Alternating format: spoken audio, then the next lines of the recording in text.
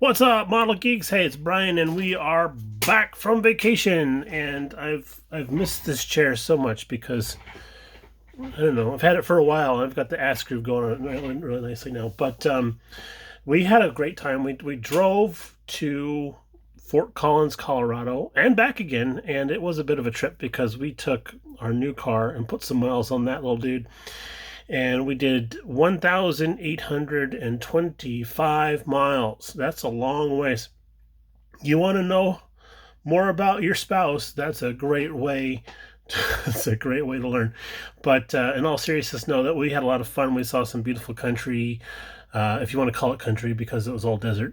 But we drove out through Santa Fe and then up through Denver, and then we went up into Fort Collins, and then we saw family and friends up in there and got to spend time with them. I delivered the space shuttle kit to my uncle, and space shuttle, oh my God, the Enterprise kit. I'm looking at a space shuttle kit. The Enterprise kit, I delivered that to my uncle, and he loved it. So you guys are right. He absolutely loved it. So thank you for that support, folks. I was a little nervous to give it to him, but in the end, I didn't need to be because he absolutely loved it. Let's see, what else did we do? Oh, we poked around, did a lot of walking. I think I logged like 50,000 steps for that trip.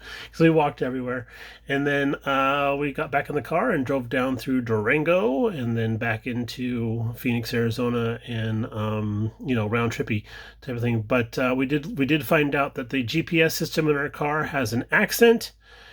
We had to name her Karen because she was just an absolute pain in the ass. So, I mean, when the car says, in a half a mile, make a left turn, I'm like, you're kidding me.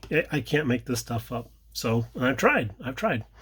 But anyway, let's get on to, I've been rambling for 2 minutes. Let's get on to some actual styrene here. We're going to do like our stash update for the month of, what was last month? May. Let's do May. Okay. Let's see. So first of all, what we picked up on our trip. Now, we only got one kit because we only found one model shop, one mom and pop model shop on all of our travels in 3 different states. And it was a place called Thompson's Hobbies and Crafts, and it's in Loveland, Colorado. And I had been in there before. I remember them having a great selection and everything, but this time their selection was a little bit more reduced, probably because of COVID, the expense of everything, all that kind of stuff. But I did find this guy on the shelf. Actually, Mrs. BG found this one on the shelf, and she knew I was going to be like, "Ooh, orange! I got to buy this. It's got orange on it." So, I've had an eye on this one for a while, and I never thought I'd actually get one. But next thing I knew, I'm standing in line with this in my hand to purchase. So, there we are. When will we get to this one? I don't know. Probably not before 1999 comes back around again. That's for sure. So. Got that guy, and then our buddy Bernie, y'all remember Bernie? He had a little bit of a sale going on, so we stopped by to say hi and pick up a couple of fun things. And I gotta blame Mr. James Morris for this because he's kind of gotten me thinking about the 1/32nd scale cars. So we happened to see this Airfix car, historic cars, Ford Model T, 1912, in the 1/32nd scale. So I thought, hey, that's kind of a cute little kit, So let's get that guy. I'll give him a try. And then while we were at Bernie's, we also found this other Airfix kit, Golf Porsche 917.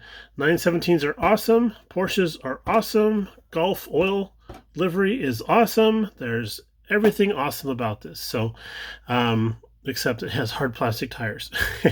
But, another 1/32nd, thought, might be kind of a fun little thing, like a palate cleanser type of deal, or if somebody's hosting a small scale type of thing, that might be kind of fun. Also, what we got at Bernie's, which is going to probably be coming in pretty handy here pretty soon, is this guy here, the 67 Chevelle. Read the words, Brian. Chevelle Pro Street Kit. This is the one that has the weird rear end, and yeah, $9. It has a weird rear end on there. It's got like the Corvette lights or some jazz on there, so that's kind of an oddball deal. But it's a custom deal. I didn't want to go out and spend top dollar for something fresh off the shelf that we're going to hack up and abuse, because I'm following let me reiterate.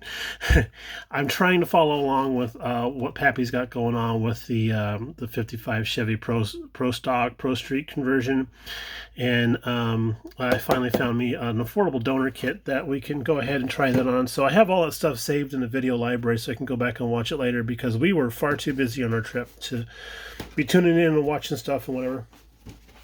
I have a pretty special little gift here from our friend Dan. He gave us this kit here. This has been on my want list for a very, very long time. I had one of these kits back when I was in high school. I built it. I didn't paint it or anything because it was just awesome. Yeah, this is sweet. And I have to say thank you again, Dan. The 454 SS pickup truck, the pickup truck that could beat a Corvette in a quarter mile. I mean, that's pretty substantial, you know, back in the day, of course. But I don't think a pickup truck could beat a Corvette nowadays, but you know, that's debatable. So we've got that one to add to the nostalgia stash, because I'm breaking the stash up into two things: stuff that I have built and want to build again, and things that I haven't built and still want to. So there's the nostalgia stash, and then there's the regular stash.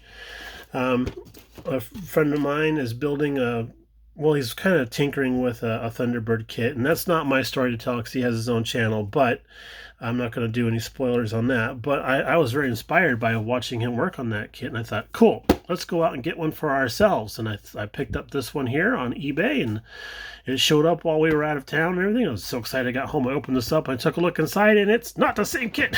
This is the annual promo blah blah blah thing, and it even says so in the instructions that this is a modified promo kit. So I was like, all right, doesn't have the same detail that my friends got, but hey, you know what? It's a 57 Thunderbird. I like those.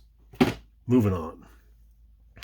And then our friend, Mr. James Tester over at Scale Model Experiment, gifted us this kit here, because he went and ordered the more current version of that.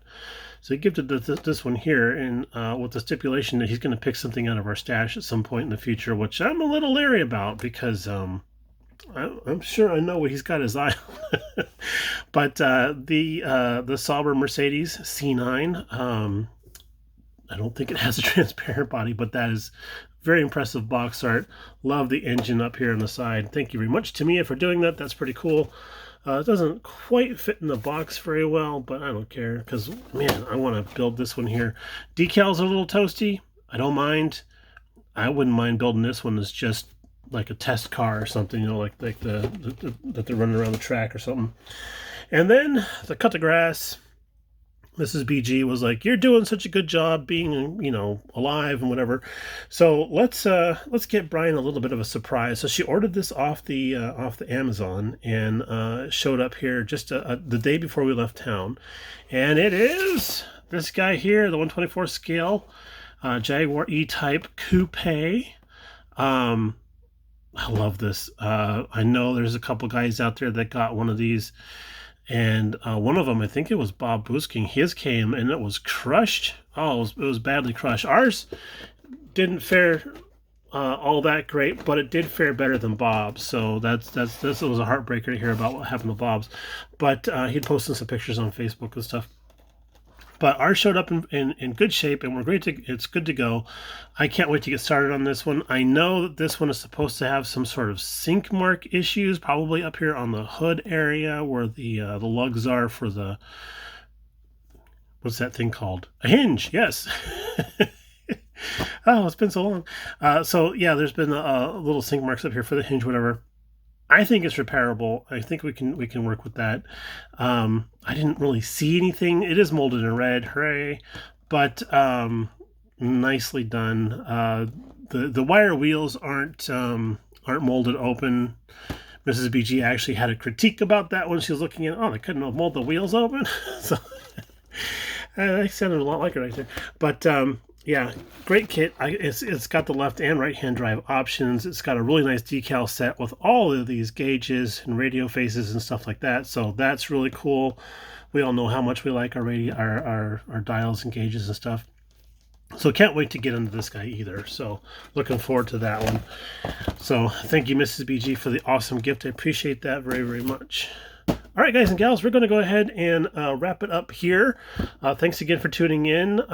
Thanks again for participating in the 1,500 subscriber plus drawing. That went really, really well. We have some news about that coming up after this weekend. There are 2 folks out there that we have kits on the way to. One's in Canada, and the other one's up in over in England. We've sent off their stuff, and I'm hoping to hear back from them soon that stuff has arrived, but everything domestically seems like it has landed safely. Okay, that was a lot to say, especially for one take. All right, guys, we're going to go ahead and upload this, and then we're going to work on the big rig kit because, I mean, that's coming up here pretty soon. We have until July 10th, right? You mean it's June 10th? Well, I've got things to do. We'll talk to you a little bit later. Bye now.